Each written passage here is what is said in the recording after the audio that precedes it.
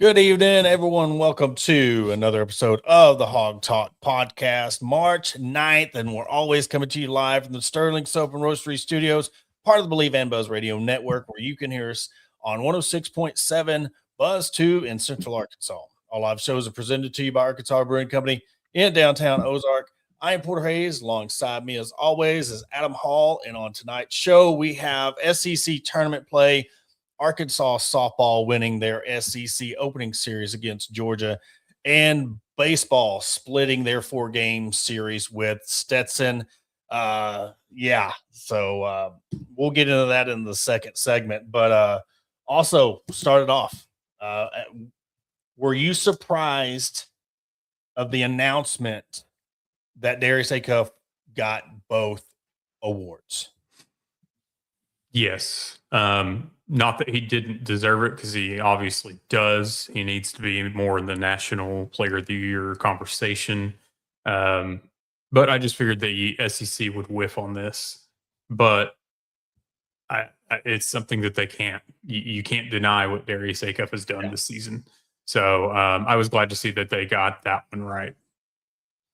Yeah, and Acuff is just the third player. This is via Arkansas Razorbacks website. He is just the third player to be tabbed Player of the Year and Freshman of the Year. Anthony Davis back in 2012, and then Brandon Miller back in 23. Set a league record by earning 8 straight SEC Weekly Awards this season. 7 Freshman of the Week honors, and then he got the MVP or Player of the Week. Acuff is the third Razorback to get SEC Player of the Year. Corliss did it back-to-back in 94 and 95, and Bobby Portis did it in 2015. And also, Darius Acuff is looking to join LSU's Pete Maravich as the only players to lead the SEC in scoring and assists in a season. So if that just doesn't tell you how dominant he has, and I'm telling you, and this is not anything against Darius, I think he still left a little bit on the table. I mean, that's just how good he is. I mean, he made a lot of these games easy, and you think if he had the proper rest and just another guard, somebody else that can come in there and take some pressure off of him, could he have averaged 25, 26 a game? I mean, he could have done more. And we're going to see that in the SEC tournament. We're going to see that in the NCAA tournament, which starts Friday for the Razorbacks as the 3 seed. Definitely could have used some more help. But I almost, yes, depth is an issue. I wouldn't want somebody to come in and, take some of the limelight away from him. I do think, after the Mizzou game with him resting, being out, DJ Wagner did what DJ Wagner needed to do in that sense. And I think that DJ Wagner is going to be a driving force in whether it's the SEC tournament or when we get to the NCAA tournament. I think that him in his seniority, if you will, his time that he's had on the court, his time running the show, I think that will come to help Darius Acuff and the Razorbacks out a lot during March Madness. It was a gritty win on Saturday. I know a lot of people were like, "Oh, we don't need to win this. Acuff's being out, it's just good." But these guys, they still showed up. They still showed that they were that they could win and defeat a 20-win Mizzou team that wasn't a slouch team to go in there and beat. So hats off to Acuff and Billy Richmond and Malik Thomas for all getting SEC honors. It's crazy to see. I mean, I don't know if we fully can appreciate what Darius Acuff has done this season just yet. I think it's going to be one of those and this is no knock to because the guards coming in, we have no idea how things are going to pan out for them. But it's one of those that I think with Acuff obviously being a lottery pick, I think potentially being top 5 pick, we truly don't understand how good he is and how good we have it right now. Well, a lot of that is because of the new way. I mean, it's you're getting 1-year snippets from these people or 2 years, with these one and dones. I think that's a lot of it is you're seeing him come in and average 22 points a game. And let me get his stats right quick, because I mean SEC play averaging 25 a game. I mean, I'll look 24.8. That's pretty close. 25 a game in SEC play. I think just because I think a lot of it is, Adam, even you can go back to the Musselman days. You've had so much talent.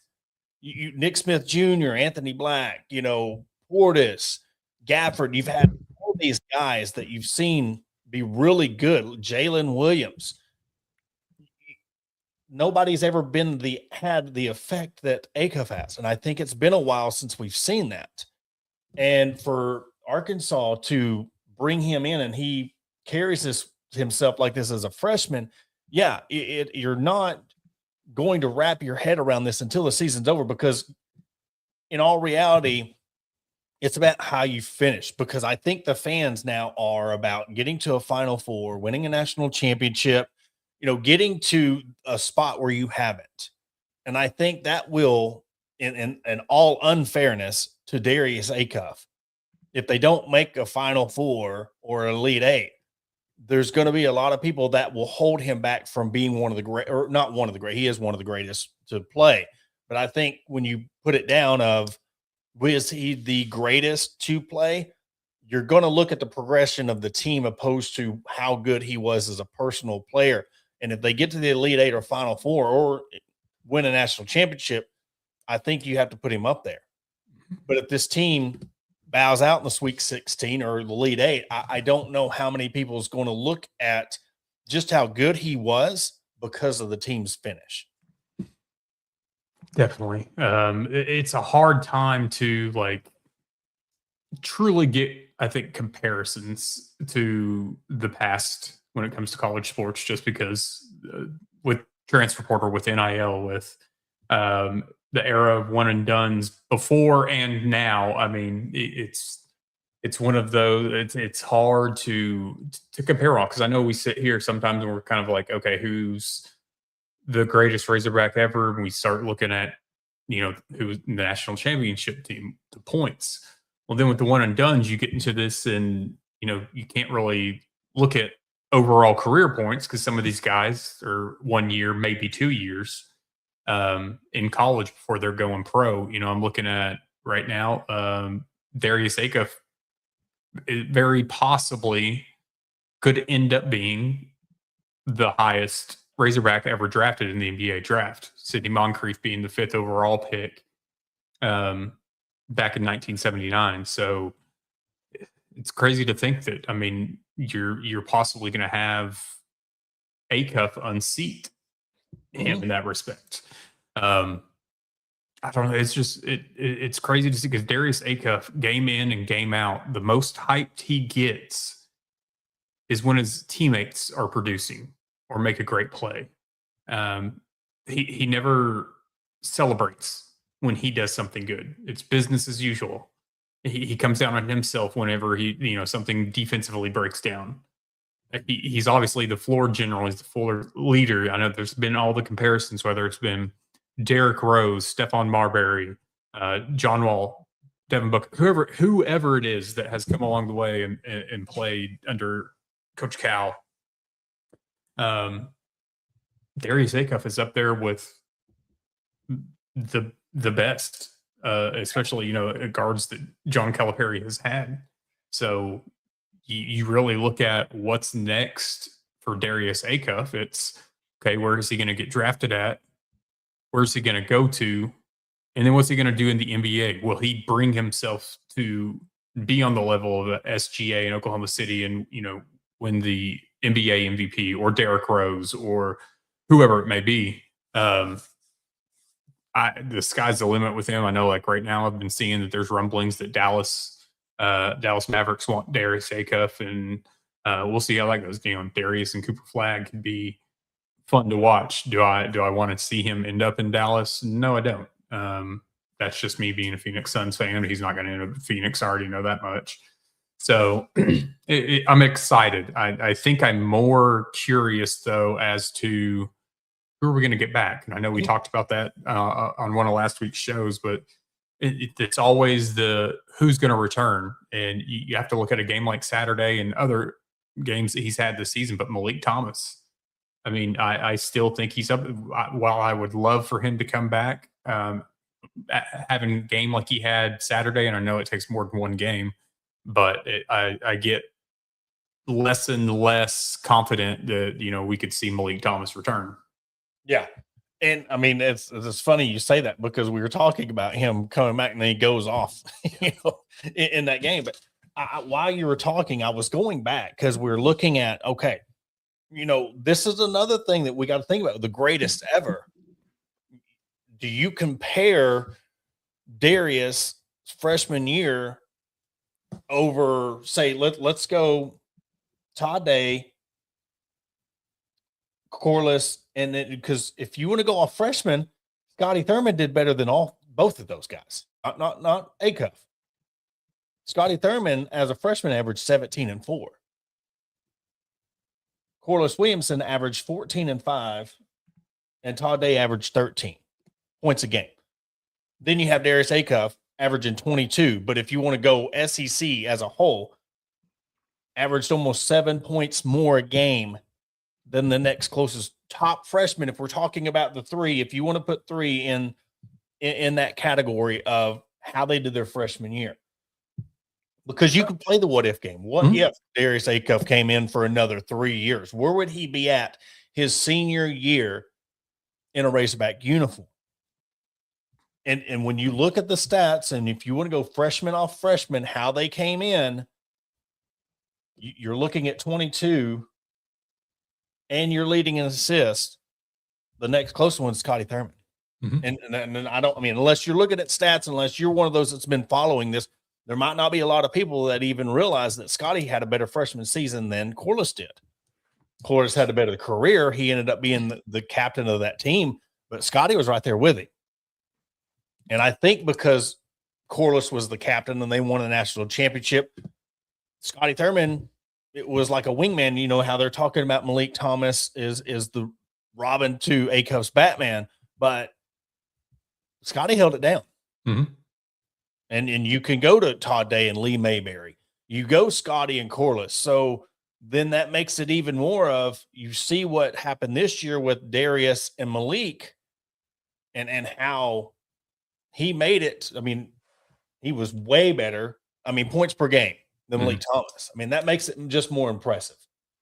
Oh, yeah. Because, we didn't know really what to expect from either one of them. And I know early on, it kind of started off as the Malik Thomas show. And then he had some struggles here and there, and he's obviously bounced back. He's a scorer. And like we've talked about on recent shows, Malik Thomas is doing the things outside of scoring also. He's starting to grab more rebounds, more assists, steals, etc. Like he's trying to round out and separate himself a little bit to being one to get other stats than just points, especially if it's on a night that he's not having the best scoring night. And you never know. There's talks of Darren Peterson, AJ DeBansta. There's talks of some of these guys that are also potential top 5 picks. There's talks about them coming back for another college season. So I think then if you look at something like that, I think that you would 100% be looking at a Malik Thomas not returning when you have these other guys, these other top draft picks potentially coming back to college for another season. Either way, you wish nothing but the best. Obviously, SEC tournament coming up. Arkansas plays roughly around 9 p.m. Friday night. I don't think you have to win it. Obviously, I would. Yeah. I'd be fine with you win one game and then you're good after that. At the same time, I'd be good with resting Darius Acuff or playing him sparingly. Put him in for 10 to 15 minutes Friday night. Yeah, just to keep his legs going. Because then you're roughly going to have, say, if you don't win, a weekish off. So it's something that I think that they really have to look at Arkansas's depth. And because, even with the Mizzou game, 2 guys fell out. That's something that come NCAA tournament time, you're really going to have to watch your depth. You're really going to have to watch your fouls. You're really going to have to watch just like against Mizzou, Pringle played 16 minutes and had 5 fouls. If that's all he's going to be for us, then so be it. Who knows what's going to happen, though? I just hope that Darius Acuff gets the help that he needs. I also, too, against the Missouri game, I think Billy Richmond struggled to create his own. I think that he needs somebody like Darius Acuff on the court to help him produce. So I hope there's something. Malik Ewan, we need that from you game in and game out. The confidence he had in that 3 he knocked down in the corner. This is a guy that he has all the talent in the world. It's just being able to put it together. I think a lot of guys, Malik Ewan, Nick Pringle, and there's others, they get in their head way too much. I was the same way in high school when I played. I got in my head way too much. So we'll see what happens. I still think that when it comes March Madness time, Arkansas is going to need some luck on their side. I think that Arkansas is going to possibly need maybe somebody else to knock off a number 1 or number 2, somebody standing in their way. It's not that I don't think they can do it. I'm in the boat of the NCAA tournament. Luck plays a lot. And I think that you take whatever you can get at this point. Yeah. To answer the question, I don't think the Missouri You're good. I don't think the Missouri game hurt anything. I think where we're at right now is, look, this team's tired. You look 1, 2, 3, 4, 5, 6. They're playing 7 guys, and that's throwing in Sealy at 4 minutes. So really, you played 6 guys. I mean, they are tired. They need this break, and that's what I'm saying.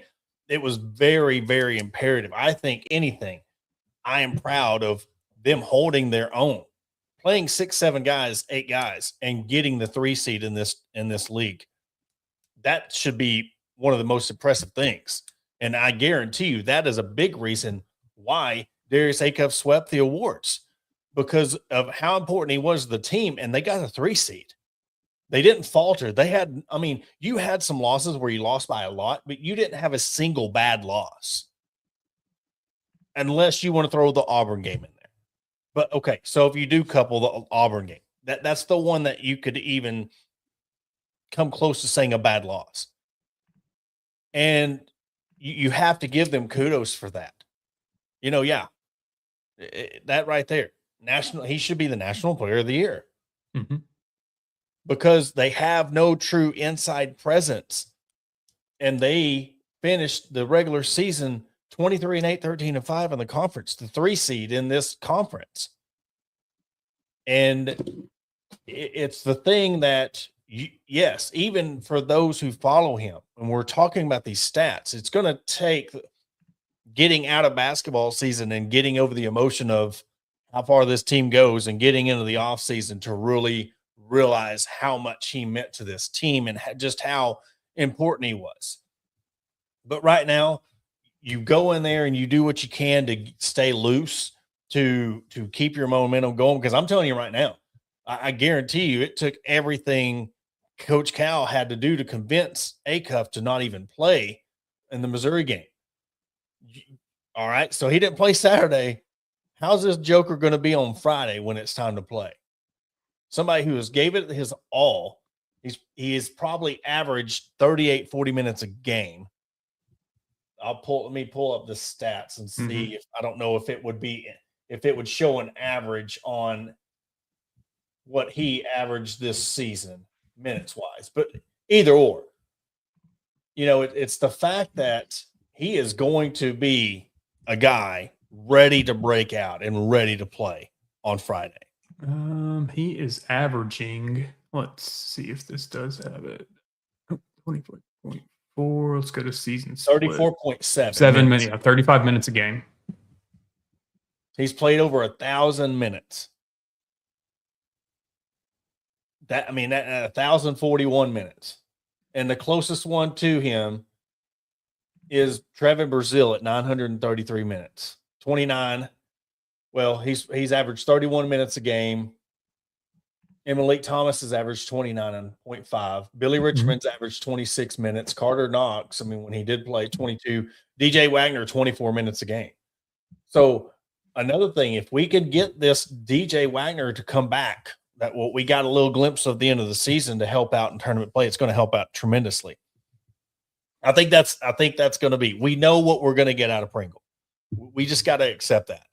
Now, if he comes out and proves us wrong and he gets petty and he wants to start showing up during postseason play, awesome, amazing. But we have to accept that that is what we're going to get out of him. And then we have to turn to DJ and be like, look, man, we need you to step up. Those minutes that you are coming into the game, we really need you to show out. We need 10 to 15 points from you. We need some rebounds. We need you to hit some threes. And what's crazy is you look at the season, he's shooting 35% from the 3-point line. Mm-hmm. I mean, that's crazy to think because we haven't seen him shoot that well. He's 32 out of 93, 35%. And you want to add another stat to that.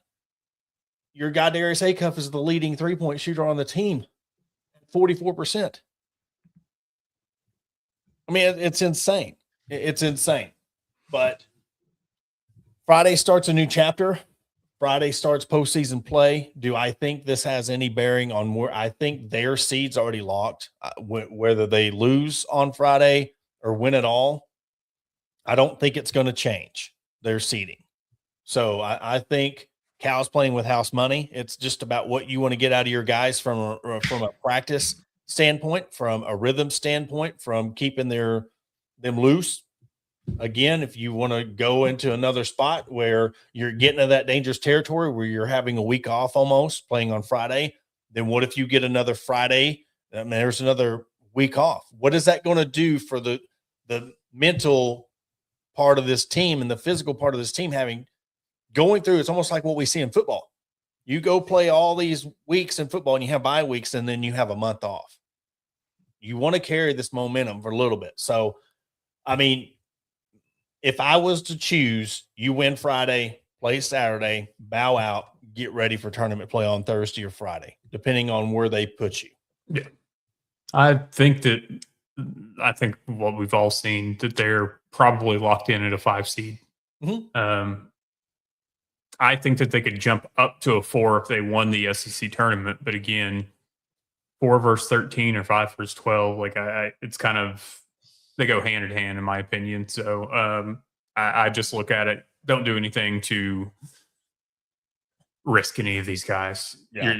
There's nothing about the SEC tournament that truly matters. And I think coaches and unless you're Kentucky, unless you're Mississippi State, unless you're LSU, who's dead last in the SEC, unless you're one of these teams that you need to win to get in, SEC tournament does not matter. Yeah. So I just look at it like you can beat any 3 of the teams that you're potentially going to face on Friday, but you don't have to. But I get to. It's also, the guys want to go in and win. They don't like losing games. And I totally understand that and get that. But at the same time, you just got to look at the bigger picture. And the bigger picture is the NCAA tournament and how far you can go. Because like I said earlier, you've got to have a luck on your side. Mm-hmm. And I don't know if they've completely ruled out Knox for the year. I assume that he was done for the year. Who knows? And this isn't breaking news or anything of that nature, but this is just my opinion. I personally don't think we will see Carter Knox in an Arkansas jersey again. Yeah. And that's just my opinion based on how this season went. I see him entering the transfer portal, but who knows?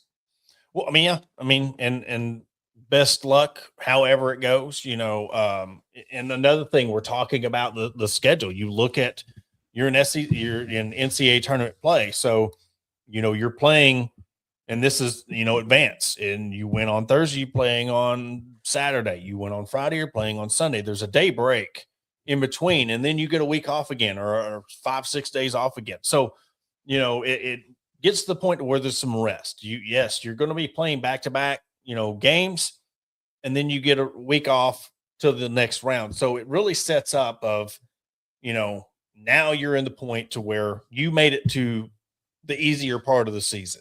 when it comes to keeping your team healthy. Yes, you need to have you've got to have Pringle come in and if you go give up 5 fouls, go in there and foul out, whatever. But get us some rebounds, man. You don't we can ask you to be a Dennis Rodman. Go in and get 8-10 boards. You don't have to score, but just don't go in there 4 minutes and foul out or 5 minutes and foul out. Come out and give us production. Give it to where you're giving you in a break and you're not taking away the momentum of the team. You're not letting the other team, you come in and the other team goes on a run, because it's now or never with this team. Outside of the SEC tournament, it's win or go home. And then we're moving on to baseball season. We're talking about are we going to be talking about yet another disappointing basketball season or a team that almost got there? We'll talk about that more on Thursday, but what are we going to be talking about? I'll give you something to think about. Where you think this team is going to be? What are we going to remember about this team when the season's over? Jason, I do believe that Arkansas's depth is a concern. I think that Arkansas's potential Achilles heel in the NCAA tournament is depth and your big men. So I think those are two things that they are going to have to look at and basically coach around. And, there's going to be teams that know you're light on depth. They're going to be gunning to knock out some of your players, whether it's fouling them. I mean, obviously, I'm not going to say injuries. That's it right there. Yeah. They're going to be coming after you to get your players to foul out. And Arkansas has proven that there's several games that we foul way too much. And then also, too, I know some of that is depending on what referee crew there is. So all I'll say is Doug Shows, don't show up to the NCAA tournament. Yeah. Please. Stay away. Yeah, that's the thing. It go hand in hand, depth and bigs, because you get the bigs in foul trouble. We look at all the games where they've really had those bad games. They've gotten in foul trouble. And partially is the refs, and partially they've just made some boneheaded decisions, boneheaded fouls, and it's got them in trouble. If they can play, this is where Cal will really step in and be like, all right, guys, focus. We're playing for a national championship now. Nothing else matters. Your regular season doesn't matter. This tournament really, truly doesn't matter other than staying healthy. And then when you get the selection Sunday, you figure out where you're going, what seed you are, then it's ready to lock in and go. And you got to give it your all, because this Darius Acuff, this whole team, Malik, Trevin, seniors, they deserve a deep run in the tournament. Now we know they can get there, and they've been able to, move around the depth because we have the best player in the country in Darius Acuff. They just can't let the others get in foul trouble. And I think that's going to be the biggest concern going into that. You can't let these refs make it about them. You cannot get into these, because it's the big show. It's March Madness. You're looking for those theatrics of being up 10. Referees want to change the game and let's flip the script and let this team get into it and let's stretch out the game another 20, 30 minutes. You've got to stay out of foul trouble. And I think that however far Arkansas gets in this NCAA tournament, I think that the final audition tape for the likes of Darius Acuff and Malik Thomas and some others, I think you're going to get on the big stage. You're going to see some great games upcoming. Well, and another thing, before we had to break, that you brought up a good point. You're talking about, audition. You've got two guys who could, not saying they're better than you. You got two guys in front of you that are talking, should I come back and play? That tells you right there where their only mindset is money. They want to go to the league and make money, but their mindset right now is, man, I could come back next year and make more money and then go to the league. Mm-hmm. Darius Acuff's about business. Mm-hmm. He's giving you everything he got because he knows he's giving you 1 year and he's going to the league. And nobody is going to say anything negative about that because he gave it his all. And I'll tell you what, that right there speaks volumes to where if you want to put somebody up there as the greatest basketball player to ever come out of Arkansas, that has to hold some weight, because he could have pulled something like a Peterson. He could have come in and gave you 18, 19 points a game, did just enough. He could have took a game off or two when he was walking in that boot. He gave you everything he had and did it and gave you 24, 25 points a game in SEC play. Mm-hmm. That right there, his character, and NBA scouts are looking at that. Now you want NCAA freshman and player of the year, leading scorer, leading assist. People in the league are probably foaming at the mouth. They're wanting to draft him. And now you got Peterson and the guy from BYU saying, well, they might come back. That tells you that their head's not ready for the NBA. No, they're waiting for, if they do end up coming back to college, they're waiting for a weaker draft class. And the crazy thing is either one of them two could be number one. And so rather than compete for it, it's, I'm just going to want it handed to them. Yeah. They want to go out there and they want to play and they want to get their 18 points and they want to check out of the game. 100%. So, and I can't speak for AJ. I mean, that's completely directed at Peterson. I haven't really watched much of AJ play. He seems like a more polished player than Peterson anyway. I mean, it's just Peterson's getting a lot of hype because he plays for Kansas. And just think, Darius Acuff got player of the year, SEC player of the year, and freshman of the year, and he plays for Arkansas. What would the national media be over if he played for Kentucky? Let's not get their heads up.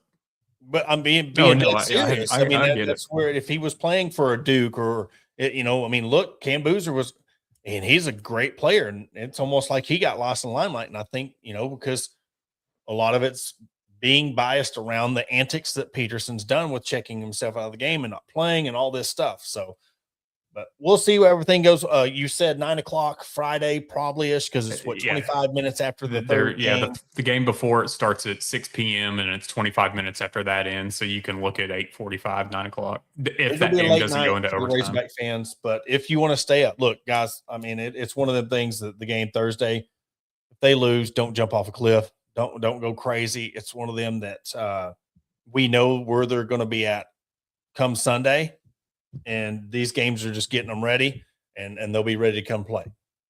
Definitely. We're going to take a quick commercial break. After the break, we'll jump into baseball, softball talk. We'll talk about some pro players wearing some Razorback shoes, what that doing to the brand of Arkansas. We'll keep that conversation going right after the break. Searching for premium grooming products that will take your daily routine to the next level? Look no further than Sterling Soap Company. Our handmade soaps, aftershaves, and balms are made with only the finest ingredients that give you the ultimate grooming experience. With a variety of scents to choose from, there's something for everyone. Plus, our products are crafted in small batches to ensure the highest level of quality. So why wait? Visit www.sterlingsoap.com or visit our retail store at 16 West Walnut Street in Paris, Arkansas. Shop our collection and discover the difference for yourself. Upgrade your grooming routine with Sterling Soap Company. Are you looking for a place to grab a cold drink and some delicious food? Look no further than Arkansas Brewing Company. Located at 201 South 1st Street in beautiful downtown Ozark, our establishment offers a wide selection of craft beers and tasty eats. But what sets us apart is our welcoming atmosphere and friendly staff. At Arkansas Brewing Company, you'll always feel like part of the family. So visit Destiny and Christopher Brockett and staff today and see for yourself what makes us the go-to spot for locals and visitors alike. Arkansas Brewing Company, come for the drinks and stay for the friends. Attention DIYers and home improvement enthusiasts. Are you searching for the right tools and the supplies to tackle your next project? Look no further than Mentor's Hardware Store. With locations in Ozark, Alma, and Clarksville, our vast selection of hardware and building materials is sure to have everything you need, whether you're fixing a leaky faucet or building a new deck. Plus, our knowledgeable staff is always on hand to offer expert advice and guidance. And with our competitive prices and convenient online ordering, Mentor's Hardware Store is your one-stop shop for all your DIY needs. Visit us today and let's build something amazing together. Are you looking to take your career to the next level? Look no further than ATU Ozark Campus. As a 2-year satellite campus of Arkansas Tech University, we're dedicated to a quality workforce education, industry partnerships for in-demand jobs, and tailored paths for success. Our programs are led by industry professionals. Whether it's a certificate or you're aiming for a graduate degree, ATU Ozark has you covered. Visit our website at www.atu.edu/Ozark or contact us at 479-667-2117. Your future begins here. Welcome to Ozark Area Chamber of Commerce, where our mission is simple: encourage, promote, and aid an enduring environment of shared economic opportunity and civic development for the Ozark, Arkansas area. Whether you're a local business owner or a resident, we've got something for you. Shop our unique local businesses, explore the beauty of Ozark, and savor local flavors and find cozy accommodations. Join us in building a stronger community, and to learn more, contact us at 479-667-2525. Remember, together we thrive. And welcome back to the Hawk Talk podcast. Moving on to baseball, and Adam, just when we gave them praises and just when we thought, okay, you're done spooking us, all right, enough of the nonsense, they split the series with Stetson. You win the first two games 7-1, 13-1, and then you lose the next two games 4-1 and 6-4. So we ain't even out at, well, we're just now getting into March, first week of March. Arkansas sitting at 12-5, 9-4 at home. Is it starting to be to where you've got to start being concerned about this team? Yes. It's hard not to be. It's been years since we've seen struggles like this early on. And it's just crazy because here we were before the season, and all we're hearing about is how like well balanced this team is across the board. And I don't know, we're just not seeing it. And there's been some struggles, especially with some other SEC teams and their non-conference play. But they've got to flip some switch and flip it quick, because you're getting, I mean, starting this weekend, when you open up SEC play with Mississippi State, you know, you're now in gear that, you know, you're going to, this is the time that you have to start winning all these series. Mm-hmm. Not winning every game, just win the series. Yeah. And Mississippi State is handling their own. So I'm not saying that I've thrown in the towel or whatever, but it's hard to follow. It's hard to watch right now. Yeah. Mississippi State 14-2 overall, opposed to Stetson right now 6-10. I mean, or 7-10, because I was looking up the March 8th game because when you look at the pitching, I mean, they gave up 4 runs in the fourth. So if you're going to give up a big inning, you've got to have the bats, and you only had 5 hits against Stetson. I mean, that's where you got to come in and be like, all right, we've got to get our bats going. You have right now, let me look at the stats right quick. So far, you have Kozel 359, 340. I mean, you're hitting 296 of the team. You're pitching 2.74 overall ERA. And you only have 2 guys, Eves and Gibbler, under Steve Eves has a 3-0, no ERA. He's not giving it's a 0.0 ERA. Gibbler's 0.63 ERA, 1-0. But other than that, I mean, you're having these guys in these spots give up 4 or 5 run innings before you can even breathe, and they don't have the bats to back it up. So, yeah, it's time. But what's crazier is you're seeing LSU lose series. You're seeing Tennessee lose. You're seeing all these teams lose these series. And it's almost like, okay, if everybody's doing it, is it really truly time to be worried? But then again, it's like you shouldn't be 12-5 heading into your first SEC series. That's just the way I see it. No, you're, I think, 100% on track. And if this team needs any inspiration, any help, here's it right here. Razorback Raffle, $550. It wouldn't be an episode of Hawk Talk if we didn't, you know. Got to. We got to. So as of Monday at 6:50 p.m., it's at $550. So let's see if by Thursday we can get it up to 1,000. But no, that's just it's hard to watch right now. It's a struggle. It's almost like there's times that this team just has no life. Yeah. And I don't know what it is.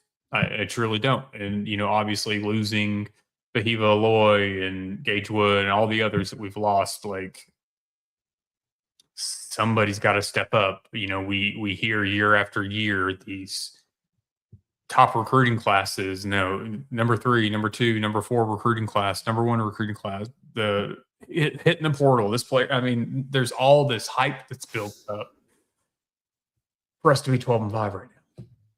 Well, and the thing is too, and this is where we've always said that the unfair perception of the baseball team is they're the bridge that gets us our emotions heading into football season, because we know we want this baseball team to get to Omaha because we know what we're going to get out of the football team. Mm-hmm. And that's the unfair, I guess. I wouldn't say unfair because it's expected of them. They're an elite program. I was looking back at the game, this game, the latest game, gave up 4 first inning runs, and then Arkansas scored 3 in the second. Then turn around 4th inning, Stetson put 2. It's like they're just letting these teams just outplay them. 11 hits, 6 runs. Arkansas had 12 hits, and I'm trying to see left on base, 10 left on base. Stetson had 5 men left on base. That's been a huge thing for Arkansas. I mean, 10, 11 runs left on, or 10, 11 players left on base a game. You can't have that. But again, like we just talked about the basketball, now we're on to baseball. It's SEC play. It's a new part of the season. So you've got Mississippi State coming in, and we'll see how they react. But yeah, the warnings, I wouldn't say panic. I mean, we've panicked and then we're coming back. We'll see how this Mississippi State series goes. And then if they get swept at home by Mississippi State, then I'll be like, okay, it's time to panic a little bit. Because you've got Mississippi State at South Carolina, home against Florida, at Auburn. I mean, you've got a slate ahead of you. So figure it out now. Time is of the essence. But at this point, this team definitely is going to need a come to Jesus meeting with Dave Van Horn pretty quick to figure this out. Or season's not going to go that well, and Omaha's not going to be an option. So I trust that this team can turn things around, but it's just a matter of, are they going to? You look at their pitching. It looks like Thomas Velimplis. He is 3-0, 1.74 ERA. Just below him, Ryan McPherson, 3-0 on the year, 1.96 ERA. And then Duke Stone is 3-0, 3.06 ERA. So that's their top 3 guys. Ryan McPherson's pitched 23 innings. Thomas has pitched 20, and Duke has pitched 17. So that's their 3 guys that looks like their main 3 guys. Ryan has 28 strikeouts on the year. Thomas has 26, and Duke has 24 strikeouts on the year. Opposing batting average, 169 batting average for Duke Stone, 221 batting average for Ryan McPherson, and 227 batting average for Thomas. So this is going to be a crazy. This is going to be a telltale sign. Duke Stone's hit 6 batters already this season, so that could be something that, if you want a silver lining to this. But I really think that if you want to go hitting, I think that it's one of those things where Dave Van Horn's going to back his guys, and he has had to back his guys for years, and he's got pretty heated over it. And we've heard about this starting pitching. We've heard about it's almost like this is one of his best teams, but yet we see the results. And how many times have we been duped in other sports? I mean, it's hard. We put a lot more trust and faith in Dave Van Horn because what he's done, but still yet we're looking at the product we're seeing on the field. We hope they can bounce back, but we're judging this just like we would the football team. We're Mhm. judging this just like we would the basketball team. And Adam and I are not as versed as others when it comes to the baseball program, but we are versed enough to know that there's more expectations on this team, this program, and then couple that on the fact of that's Omaha or bust for this team when the expectations of you're going to have to be harder on this team. This is a new era of college baseball. We're seeing teams like Stetson beat Arkansas. We're seeing teams like Southeastern Louisiana beat LSU. I can't remember the team that beat Tennessee. We're seeing other teams compete and beat Division I programs. So there's no excuses when it comes to building your program and winning. You got to go out there and play the game, and you got to win the games. You have the best NIL. You have the best facilities. You have the best coaching staff. So there's no excuses when it comes to why you're having slow starts. You know, everybody coming into Baum-Walker Stadium is going to give you their best shot. You got to be ready for it. Mm-hmm. Well, guess who's not having slow starts? The Arkansas softball team. Yes. I mean, goodness gracious. I mean, you the first game 7-2, you're like, all right, oh man, it seems like that first SEC series, you know, they stumble a little bit. You lose the first game 7-2, but man, Ella McDowell, geez, I mean, back-to-back grand slams, win 7-6 on Saturday, and then you win 6-0 on Georgia. Robin Herron, incredible pitching. This team right here, they're so much fun to watch because you're talking about exactly what we want from the baseball team, pitching and hitting. And to see how they are doing, winning series is all that matters. And you win 2 out of 3, you win the series. But Robin Herron, 9-1 on the year, 1.79 ERA. Peyton Burnham, 5-1 on the year, 1.91. Sailor Tinnerman, 3-0. Lily McFord, I'm telling you, I'm going to talk about her all season long. 1-0 on the year, 2.0 ERA. But you've got all your players coming in. And Cam Harrison, Lexi King had a pretty bad start to the season, but if she can get going, you have 6 pitchers right there in your rotation ready to go. But right now you got 5. I mean, you got Robin Payton, Sailor, Lily Faye, and Cam Harrison right there. I mean, all giving you – Cam's giving you 25 innings, Sailor's 25, Payton 25, but Robin Herron's your ace. 47 innings pitched, 84 strikeouts already on the year, only giving up 12 earned runs. So, again, 9-1 on the year, 1.79. And then Ella McDowell's batting 377. She is your RBI leader right now with 28. Right behind her is Tiana Bell with 27 RBIs. And then Ella McDowell has 6 home runs on the year. Tiana Bell is your leading hitter right there. 471, 27 RBIs, and 8 home runs on the year. You know, something that Coach Deifel has done, I feel like, very well the past 2 seasons or so, is she looks at the shortcomings of the team, the holes that the team had, and she addresses it in the transfer portal. She addresses it in the recruiting. It's one of those things that you sit there and you watch, and you take note of all whatever the struggles were from the season before, and having a coach that addresses that in the off season. That's exactly why they are where they are right now. And yeah. I truly feel like that this is a team, I mean, that it's going to be a force to be reckoned with. And they're going to do their damnedest to get to Oklahoma City. Yeah. And, you know, the biggest thing, I mean, the fact that when Deifel had to make that decision and bring in DJ Gasso, the personal aspect of that, of you're pretty much rolling with Matt Coachio for all these years, and to know the hitting woes this team had. I mean, we talk about it all the time. The years that I covered the team, the struggling of just putting innings together. You're riding on your aces and the troubles they had with hitting off speed pitches. You bring DJ in, and you've got a couple of years in now, and he's got these girls hitting.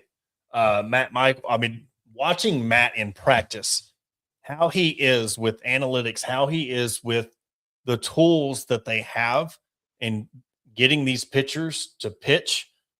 I mean, he is one of the top assistants in the country, along with DJ. I mean, Courtney has a top tier staff. It's just putting all the pieces together. And I think now they have the roster where they can put it all together.